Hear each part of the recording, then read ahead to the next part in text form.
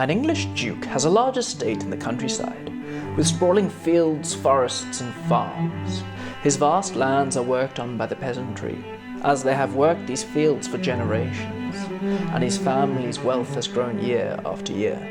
But today in 1850, he notices that the once loyal peasantry seem to be leaving his lands daily. After a lavish dinner in his stately home, he and his aristocratic friends mention that they are all dealing with the same problem. Throughout British history, the majority of the population have lived in rural areas, but by the census of 1851, half of the population now lived in cities or towns. But why was this the case? Factories have just started the launch of urbanization.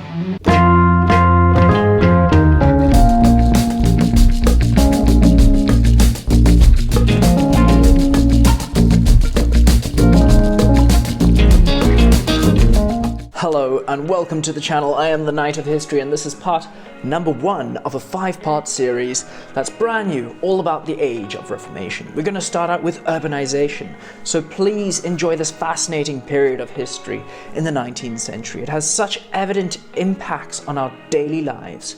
I mean, you probably live in a city, I live in a city, and you definitely have access to urban ideals like Wi-Fi, but city living and urbanization wasn't always the norm.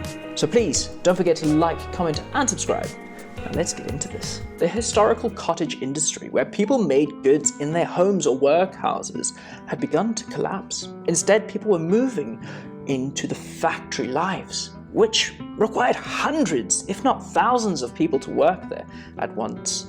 They lived and worked in the same areas and labored in these factories, which were always near these cities. This meant that the cities grew, and at a staggering rate. London had 1 million people in 1810, but by 1911, 7 million people called London their home. Trading towns like that of the historic places such as Norwich and York were overtaken by industrial centres like that of Liverpool and Glasgow.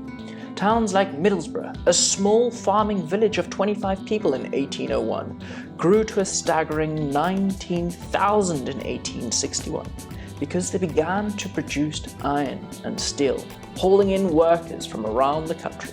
With so many people moving to industrial towns from rural villages, there simply wasn't enough space for these people to live. Many families ended up living in overcrowded conditions, with multiple families sharing a single room.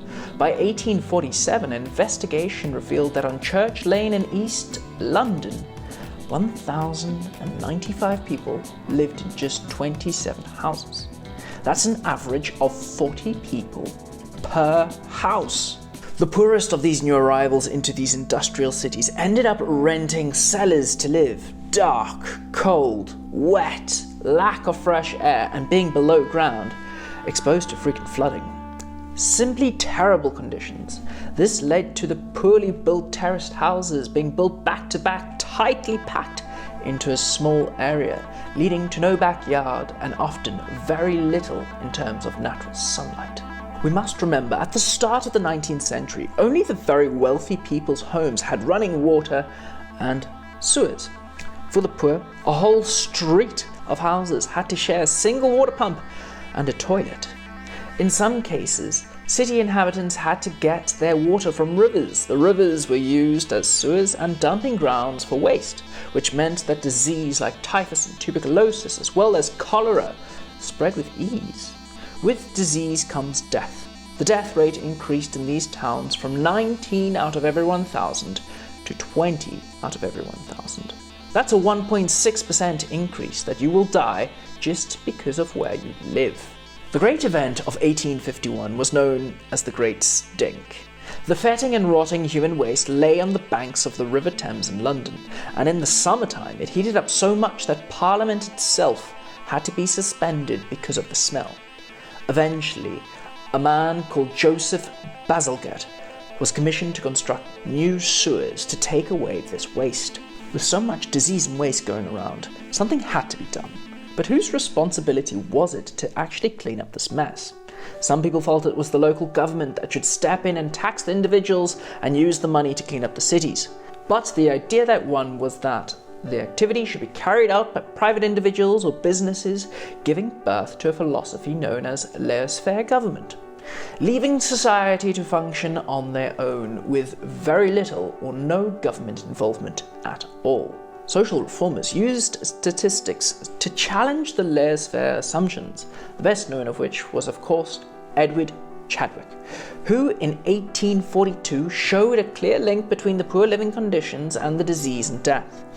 His survey discovered that the life expectancy of a labourer in rural Rutland was 38 years old, whilst a labourer in the industrial town of Manchester was just 17.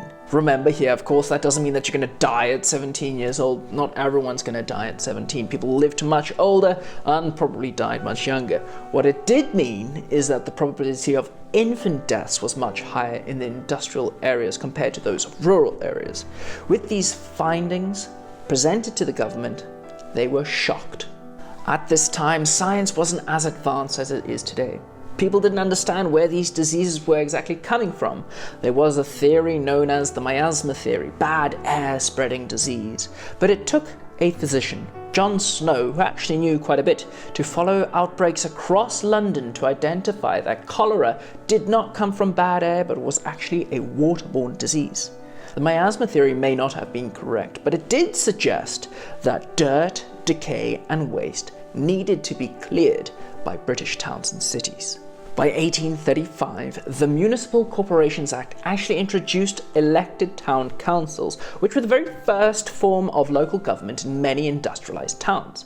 In 1875, Parliament actually passed the Public Health Act, making it compulsory for all towns and councils to establish sewers, drains, and a clear water supply. So the government had started to be more proactive. In London, the civil engineer Joseph Bazalgette built a total of 82 miles of sewers beneath London's Thames embankment, which pumped human waste all the way out to the sea. By the end of the 19th century, life in the British cities had improved significantly. By 1901, 77% of the British population lived in cities or towns, with trams, trains, suburbs, streetlights, high streets, sporting clubs, and public parks, which meant that in just 100 years, the majority of the population moved from rural to urban hubs through a risky but very real baptism of fire. Although urbanisation has happened, life for the people in these areas was challenging, dangerous, and just darn right awful. So please do join us next time when we discuss the life of factory workers. Also, of course, please don't forget to like, comment, and subscribe. The more you know.